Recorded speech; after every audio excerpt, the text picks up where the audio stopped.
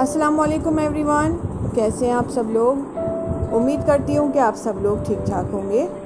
तो आज मैं आपके लिए बहुत ही मज़ेदार सी मटन कुन्ने की रेसिपी लेकर आई हूँ, जो घर में बहुत ही मज़ेदार बनकर तैयार होता है। तो चलें मज़ेदार सी रेसिपी बनाना शुरू करते हैं।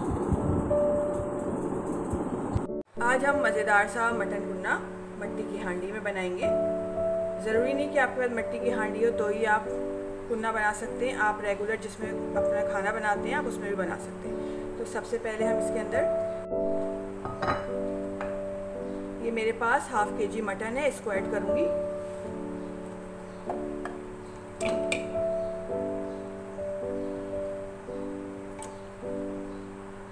एक बड़े साइज की प्याज ली है जिसको मैंने रफली चॉप कर लिया, इसको ऐड करेंगे। 1 टेबल स्पून लहसुन अदरक का पेस्ट। यहाँ मैंने थोड़ा सा साबुत गरम मसाला लिया है जिसमें 2 बड़ी इलायची हैं, 1 दालचीनी का टुकड़ा है, 2 तेज पत्ते हैं, 5 छोटी इलायची हैं, 1 टीस्पून काला जीरा और 1 टेबल स्पून सौंफ है। इसको ऐड करेंगे इसके अंदर। आप चाहें तो इस साबुत गरम मसाले की पोटली बनाकर भी इसमें डाल सकते हैं, ताकि जब हम इसको छाने तो फिर कोई प्रॉब्लम नहीं हो। मैं ऐसे ही यूज़ कर रही हूँ उसमें। अब मैं इसके अंदर 2 गिलास पानी ऐड करूँगी। इन सब चीज़ों को ऐड करने के बाद इसको अच्छी तरह से मिक्स करेंगे।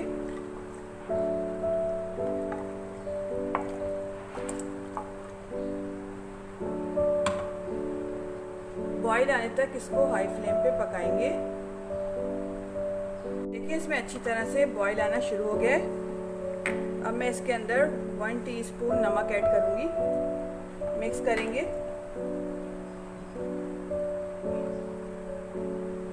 और इसको कवर करके रख देंगे मीडियम टू लो फ्लेम पे 30 से 35 मिनट के लिए।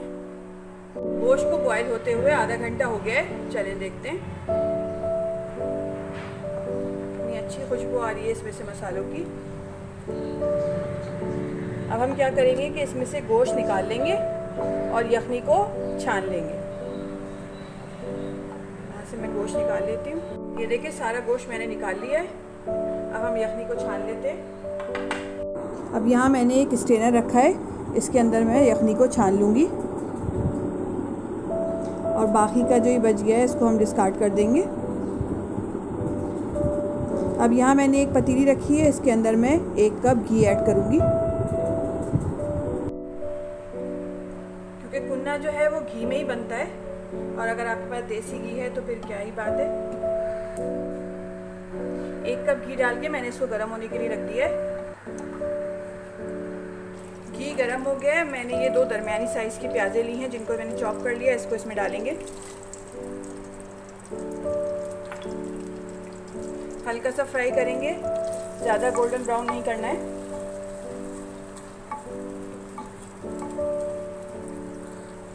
ये देखिए प्याज हल्की सी सॉफ्ट हो गई है, हमें बहुत ज़्यादा गोल्डन ब्राउन नहीं करनी है। अब इस स्टेज पे जो हमने गोश्त निकाल के रखा था उसको इसके अंदर ऐड कर देंगे।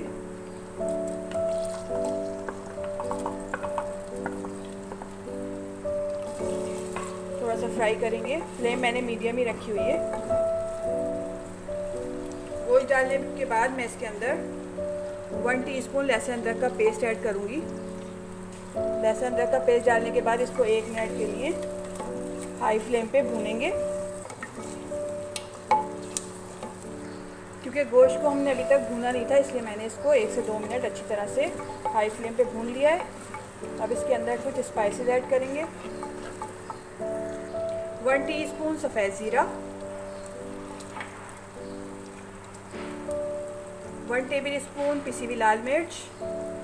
मिर्ची आप अपनी मर्ज़ी से कम या ज़्यादा कर सकते हैं, लेकिन इसमें कम स्पाइसेस जाते हैं इसलिए ये सही रेशो है इसका। हाफ टी स्पून हल्दी,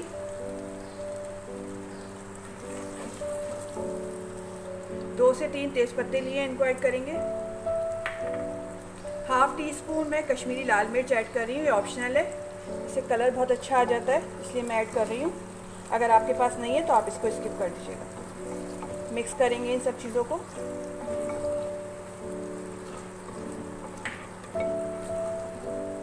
आंच मैंने हल्की कर दी है। इसको थोड़ा सा मसालों के साथ भून लिया है गोश्त को। अब यहाँ मैंने आधा कप दही ली है, इसको अच्छी तरह से फेंट लेते हैं। दही को फेंट लिया है, इसको साइड में कर देते हैं। अब यहाँ मैंने कुछ गरम मसाले लिए हैं, जिसमें मैंने 1 टीस्पून पिसी हुई हरी इलायची है, 1/2 टीस्पून जावित्री का पाउडर है, 1 टेबल स्पून पिसी हुई काली मिर्च है। अगर आपके पास ये चीज़ें साबुत है तो आप इसको पीस लीजिए, मोटा मोटा पीसा है मैंने इनको। ये मेरे पास पिसी हुई नहीं थी, मैं इनको पीसूँगी। 1 टीस्पून शाही ज़ीरा, 2 मैंने बड़ी इलायची ली हैं, 1/2 मैंने पिपरी ली है और 1/2 टीस्पून के बराबर ही मैंने जायफल लिया है। इन चारों चीज़ों को मैं पीस लेती हूँ। इसमें ऐड करेंगे सारी चीज़ें।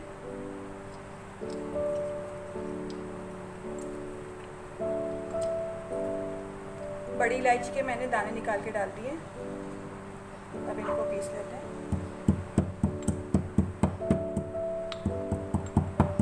ये देखिए मैंने इनको अच्छी तरह से कूट लिया है।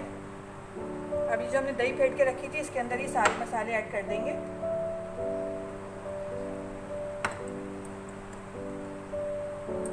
मिक्स कर लेंगे अच्छी तरह।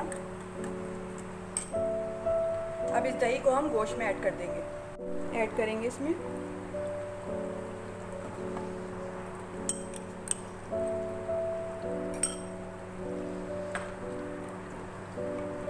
हाई फ्लेम करके थोड़ा सा भून लेंगे मसाले को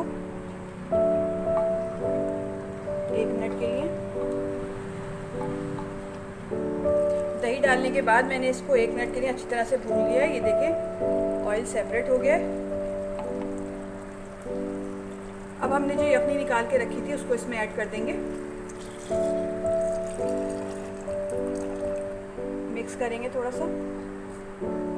यहाँ मैंने 4 टेबल स्पून आटा लिया है, इसके अंदर थोड़ा सा पानी मिलाकर इसका पतला सा पेस्ट बना लेंगे। अच्छी तरह से मिक्स करेंगे, कोई गुठली बाकी नहीं रहनी चाहिए। ये देखिए आटे को मैंने अच्छी तरह से मिक्स कर दिया है, पतला सा पेस्ट बना लिया है इसका। यखनी ऐड करने के बाद मैंने फ्लेम हाई कर दी थी ताकि इसमें अच्छी तरह से बॉयल आ जाए। अब मैं इसके अंदर 1/2 टीस्पून नमक ऐड करूँगी। नमक आप देख के ऐड करिएगा, क्योंकि हमने यखनी जब बनाई थी तो उसमें भी नमक ऐड किया था। मिक्स करेंगे। अब इसके अंदर हमने जो ये आटा घोल के रखा था इसको ऐड करेंगे। अब आंच मैंने हल्की कर दी है। थोड़ा थोड़ा करके डालते जाएंगे और मिक्स करते जाएंगे ताकि इसमें गुठलियाँ ना बने।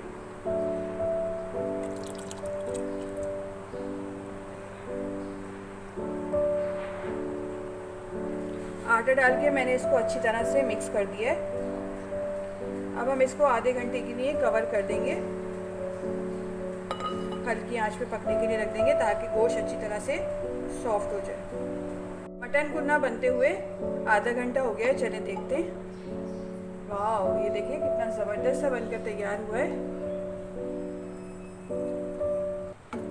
और गोश्त भी अच्छी तरह से सॉफ्ट हो गया है। अब इसके अंदर मैं थोड़ी सी अदरक ऐड करूँगी, जिसको मैंने लंबाई में चॉप कर लिया है। आप चाहें तो इसमें हरा धनिया डाल सकते हैं, लेकिन इसमें डलता नहीं है। आपकी चॉइस है, अगर आप डालना चाहें। फ्लेम ऑफ कर देते हैं और अब इसको सर्विंग बाउल में निकाल लेते हैं। मज़ेदार सा मटन कुन्ना बनकर तैयार हो गया है। आप इसको चपाती के साथ एंजॉय करें या नान के साथ, बहुत ही मज़ेदार लगता है। वीडियो अच्छी लगे तो लाइक करें, शेयर करें और अपनी दुआओं में हमें याद रखें। नेक्स्ट वीडियो तक के लिए दीजिए इजाज़त। अल्लाह हाफिज़।